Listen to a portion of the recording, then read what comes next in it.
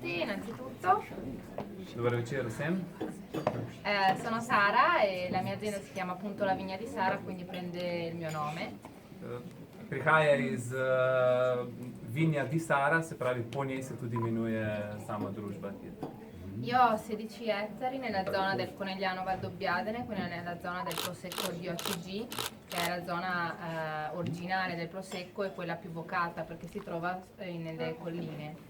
Se pravi, prihaja v lasti imajo 16 hektarjev vinogradov, prihajajo iz Koneljana Valdobbiadene, DOCG, to je prav center regija, iz katerega tudi izvira Prosecco. In je en od najbolj primernih leg, ker so tudi na višjem, kar se tiče nadmorske višine, so v hribovitem področju postavljeni vinogradi. Io produco tutta la mia produzione con i miei vigneti, quindi di proprietà, quindi abbiamo una gestione dei vigneti dall'inizio alla fine, quindi anche una tracciabilità del prodotto. E questo per me è molto importante, quindi non andare a comprare le uve esternamente per avere il controllo di quello che c'è nel prodotto finito, anche perché abbiamo una produzione che è in conversione al biologico, ci vogliono 3 anni, noi siamo al secondo anno di conversione e quindi è importante avere questa filiera corta. Se pravi, pri njih, kar je zelo pomembno in čemu tudi je njihov nazor, je to, da so sami in imajo lastno pridelavo vsega grozdja. Oskrbujejo svoje vinograde, ne odkupujejo grozdja od drugih pridelovalcev, zato ker tudi so v procesu prehoda na biološko pridelavo grozdja. V Italiji za to potrebuješ 3 leta in sedaj so že v 2. letu tega procesa, tako da njej je to res zelo, zelo pomembno, da kar ona pridela, tudi potem pridela v samo končno vino. L'area del DOCG sono circa 6.500 ettari, questo è per dare un po' di indicazioni generali su quello che è la DOCG del Conegliano Valdobbiadene ed è solo una piccolissima fetta del Prosecco che si trova in giro, che invece è il Prosecco DOC, che però è completamente diverso da quello che si trova nell'area del Conegliano Valdobbiadene, che dà quegli aspetti territoriali appunto delle colline, anche perché ogni collina è diversa l'una dall'altra. Zelo pomembno, celotna regija, se pravi, govorimo Koneljano Valdobbiadene, DOCG. Smo v samem centru Prosecca. Cca 6500 hektarjev je površine v DOCG regiji.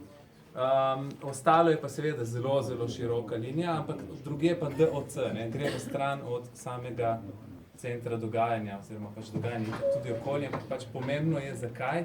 Zato, ker tukaj edino DOCG daje dejansko vinom in Proseccu v končni fazi točno te izraze, ki jih dobiš tako skozi teritorij, kot tudi skozi klimo, ker so nenazadnje grozdje in vinogradi tudi v višjih legah.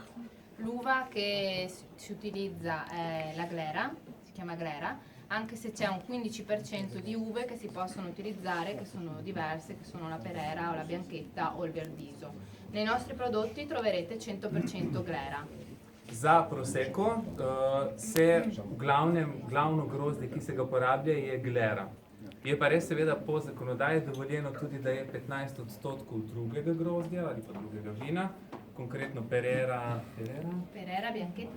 bianchetta in verdizo, ampak v njihovih vinih najdemo 100% glero. La mia filosofia è quella di andare alla ricerca di ogni singolo territorio e dar valore a ogni singola collina.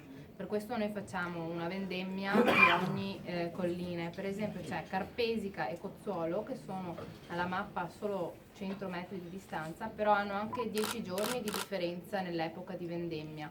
Questo proprio perché il pH è diverso l'uno dall'altro, quindi ci fa capire come in così poco spazio ci sono delle diversità aromatiche nel prodotto.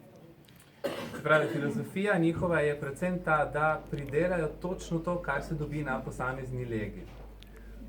Konkretno, vsako vino je pridelano iz posamezne lege, iz posameznega vinograda, ravno zato, da dobimo potem tole, se pravi, prvič jih zanima, kakva je razlika. Govorimo o, come sono le colline? Carpesica e Cozzuolo. Se pravi, Carpesica in Cozzuolo sono 100 metri Sì. Na cca 100 metrih razdalje. Mogoče se trga grozdje v 10 dneh razmaka, ampak konkretno pride do takih razlik v pH-ju, da dejansko so vina potem pač tudi zaradi tega drugačna. Il nostro prodotto di punta si chiama Grappoli di Luna e viene vendemmiato di notte. Il mio è l'unico prosecco vendemmiato di notte da una mia particolare ricerca su quelli che sono gli influssi della luna sull'epoca della vendemmia, perché la luna ha molti influssi soprattutto nelle donne, nei cicli delle donne, ma poi se si pensa anche all'alta marea, alla bassa marea o anche nelle foreste, i tagli degli alberi. Quindi da qua è nata la mia idea di andare a cercare se ci fossero degli influssi anche nel prodotto finito. Tra l'altro poi il fatto di vendemmiarlo di notte ci permette anche di avere una temperatura minore e quindi una fermentazione che non è precoce e quindi di mettere anche... Esatto. Vino, ki ga sedaj okušamo, ki ga imate v kozarcih, je tudi njihov najbolj pomemben prosecco. Paradni konj. Tako, paradni konj, hvala Mira. Imenuje se pa Grappoli di Luna, se pravi grozdi v luni, bom se tako izrazil, zato ker so edini tudi, ki delajo trgatev ob polni luni. Zakaj delajo trgatev ob polni luni? Več je razlogov, ne nazadnje poznamo vsi vplive lune, ker jim pravijo eni ne. Ampak pač se pravi, vemo, voda, plimovanja, gozdove se seka tudi z luno. Želi ravno preverjati, kako vpliva luna na samo kakovost vina. In pa še druga zadeva, ko ti po noči tržiš, so tudi temperature nižje. Pomeni, imaš več kontrole nad grozdjem in nad samimi postopki predelave grozdja.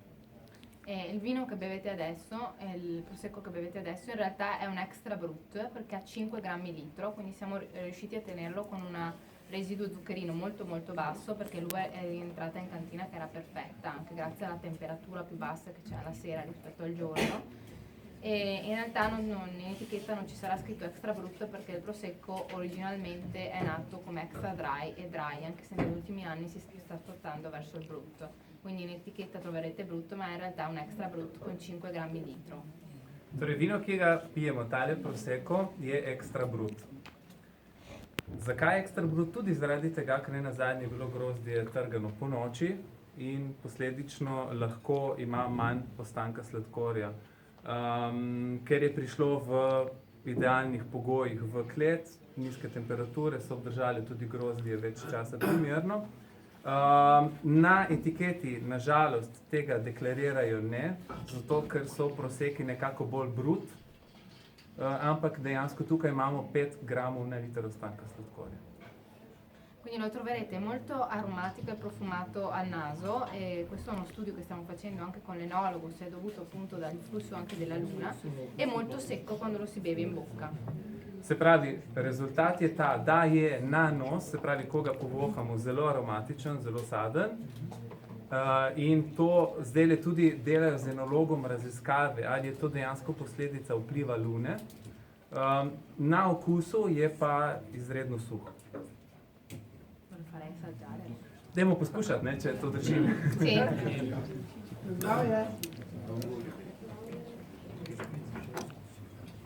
How long you leave wine in the contact with the yeast? 3 months. 3 mesece je v kontaktu vino z kvasovkami. Tankovska metoda, kot vsi proseki, ampak itak veste, da je Conegliano Valdobbiadene epicenter in da so najdražji vinogradi, čeprav isti hektarji so, a pridelava proseka raste in raste in raste, ne vem, se neki še dodatno čarajo verjetno. Mogoče luna tako vpliva. To bo verjetno. Ja. To je bilo predstavitev. Il minimo tempo, volevo dire, il minimo tempo del prosecco è 30 giorni, quindi questo è un Shermat lungo. No, najmanjše časovno obdobje je 30 dni, ampak oni imajo kao podaljšano Shermat metodo. Parlavamo un po' del corpo e del senso gustativo. Ampak lepi prosecco, to je vino za poletje, za res prvi aperitiv, zelo sadno. tudi malo not, herbalnih not, ampak tudi zelena banana. Zelo prijetno.